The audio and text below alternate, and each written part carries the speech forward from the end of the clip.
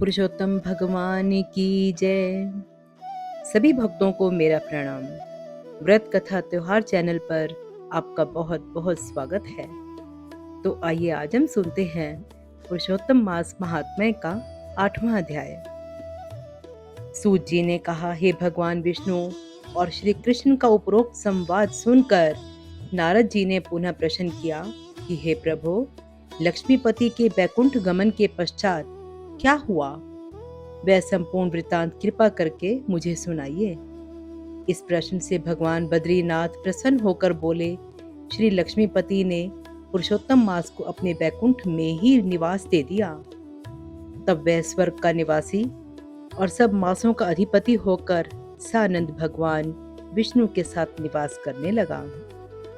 इसके पश्चात धर्मराज युधिष्ठिर और द्रौपदी की ओर देखते हुए भक्त वत्सल भगवान श्री कृष्ण अर्जुन से कहने लगे, हे पार्थ, मुझे विदित है कि आप लोगों ने वन में आकर कष्ट सहे हैं। इसी से आपको पुरुषोत्तम मास का ध्यान नहीं रहा। वृंदावन में श्री कृष्ण का प्रिय पुरुषोत्तम मास आदर नहीं पा सका। व्यास जी से शिक्षा प्राप्त करने हेतु युद्धशील अर्जुन भी उस मास में इंद्रकोल पर्वत पर तप करने चले गए थे। इसके विछोह से दुखी होकर आप लोगों ने भी अज्ञानता में ही इस पुरुषोत्तम मास का व्यतीत होना नहीं जाना। यह सब भाग्यवश ही हुआ है। अब मैं आपके दुखों के दूसरे कारण को इतिहास के साथ कहता हूँ, तुम ध्यान लगाकर सुनो। श्री कृष्ण बोले, यह द्रौपदी पूर्व जन्म में एक विद्वान ब्राह्मण की पुत्री थी। बाल्यावस्था बीतने पर यह युवती हुई।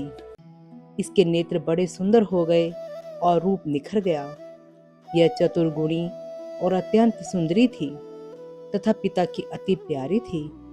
पिता ने उसे पुत्र की भांति पाला पोसा था और कभी उपेक्षा नहीं की थी।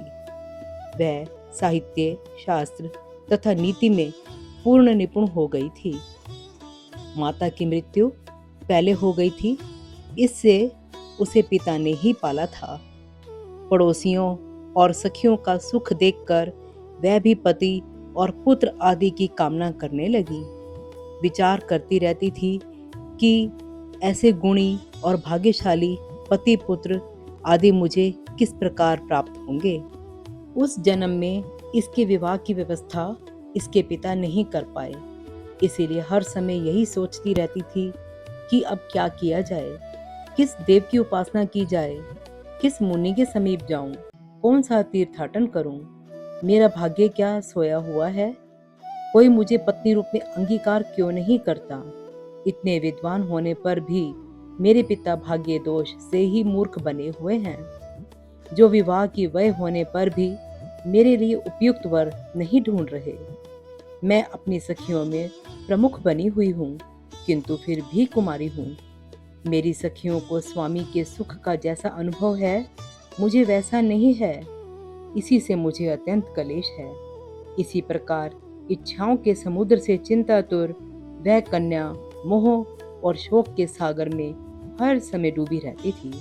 दूसरी ओर वह विद्वान ब्राह्मण कन्यादान हेतु उपयुक्त पात्र की खोज करने में लगा रहा, किंतु उसके योग्य पात्र नहीं मिला और वह निराश हो गया। अपनी कन्या के दुर्भाग्य से उसके संकल्प का पिंजरा टूट गया और दैववशात उसे तीव्र एवं दारुण ज्वर ने ग्रसित कर लिया। उसने अपनी पुत्री को स्मरण किया, किंतु जब तक भयभीत पुत्री उस तक आई, उसके प्राण निकल गए।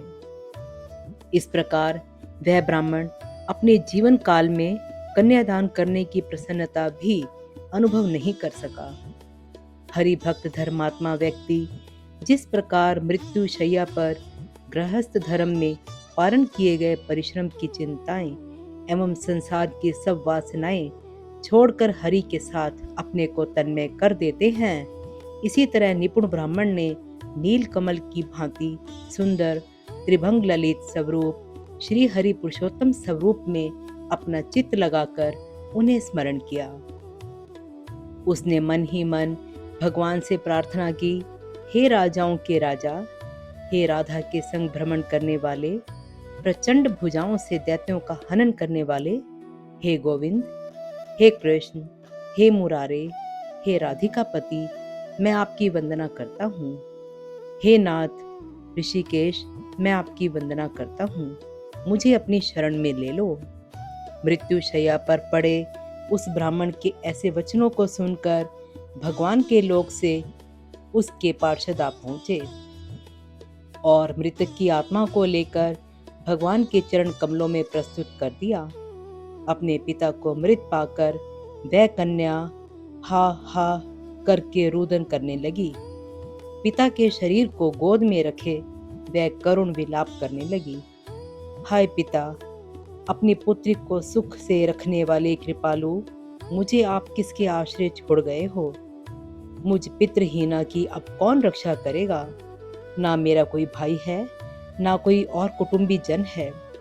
मेरी तपस्विनी माता भी तो नहीं है। हाय, मेरे भोजन वस्त्र की चिंता अब कौन करेगा? हे पुत्री को प्यार करने वाले पिता, तुम बिना मेरा विवाह किए हुए मुझे कहाँ छोड़ गए? हे तपोनिधि, लौटकर यहाँ आओ।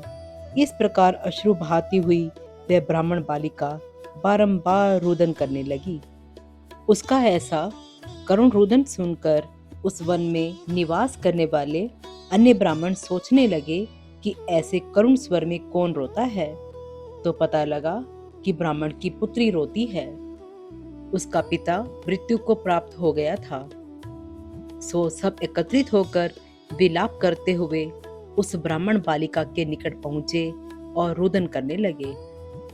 अंत में उन्होंने उस बालिका की गोद से मृतक शरीर को उठाया और काष्ठ आदि से चिता बनाकर शिवालय के निकट शमशान में उसकी अंत्येष्टि कर दी। उसके पश्चात दुखी ब्राह्मण बालिका को धीरज बंधाकर सब अपने अपने निवास स्थानों को लौट आए। बालिका ने पिता के सभी औधर्व दैहिक विधानों से यथाशक्ति व्यय किया और उसी वन में अपने पिता विछोह से दुखी रहने लगी। इति श्री पुरुषोत्तम मास महात्म्य कुमारी विलापो नाम अष्टमो अध्याय समाप्तम।